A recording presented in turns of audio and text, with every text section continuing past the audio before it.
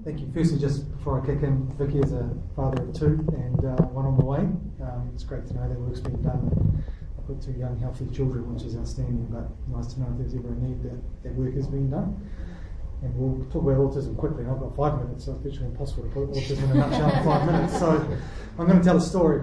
And the work we do at Autism New Zealand is exemplified by this story. I was recently at a workshop and I was talking to a father of a young child with autism. When I say young, at high school now.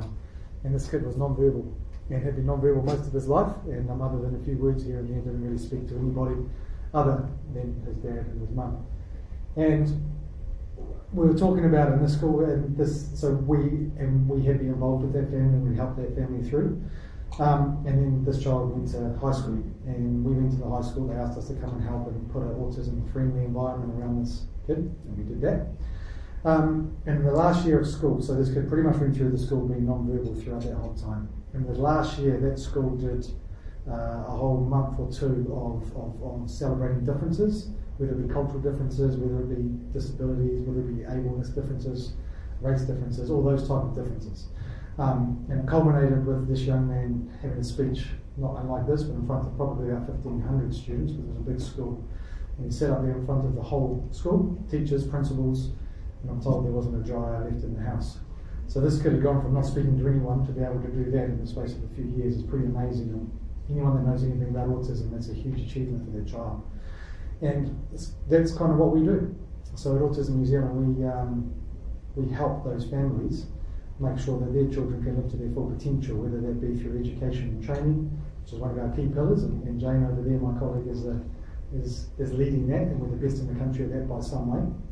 And also our outreach support, where we go in and help schools and help families and help professionals make sure they can provide that environment for their children. It's great to see, and I was aware of the work you guys are looking to do with help with anxiety and those type of issues, and autism being one of them. Currently there's no cure for autism, and there's a lot of work going on about how autism or what causes autism. Nobody knows what causes autism, and despite of a lot of different theories out there, there is no evidential proof to say what does. And again, there's no evidential proof of a cure at this stage. It's great to know it's working. So what we do, again, is ensure that those children can live to their full potential, whatever that full potential might be. Everyone's potential in this room is different. Every child with autism's full potential is different.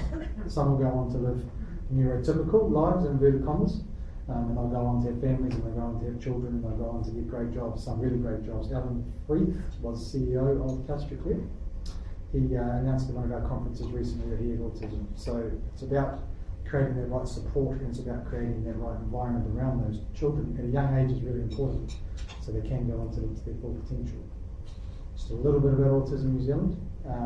We have 15 branches around the country, 13 of them staffed. The funding question before, we don't get a lot of government funding either, so in fact a very small percentage of our funding is government, so a lot of it comes from charitable trust funding, from fundraising as well. And we're looking to extend that and expand on that. So the reason I'm speaking here today is because we're the beneficiary, one of the beneficiaries of the Jumbo Tennis Initiative. And the first Friday, did you say? First Friday in March next year. So that's huge for us. And I mentioned earlier that we do education and training, and one of the areas where this funding will go to is going to probably, hopefully, help families go through a program called Early Bird, which is best in breed and best in business. And it's a costly program for us to run, so that all the money is going to go into helping families get to that and get the support they need. It's a real privilege to work for Autism New Zealand.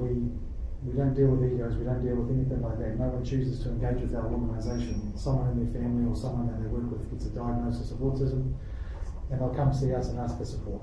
So it's a privilege to work for this organisation. I've only been there 16, 17 months. You mentioned earlier the challenges of being sustainable. Well, those challenges are very real, particularly without government funding. It makes it very, very difficult. So sometimes you do feel you are a bit like glorified fundraising, just trying to get money to do what we actually do. So this type of stuff's great. It does actually allow us to expand our services and do more than what we do now.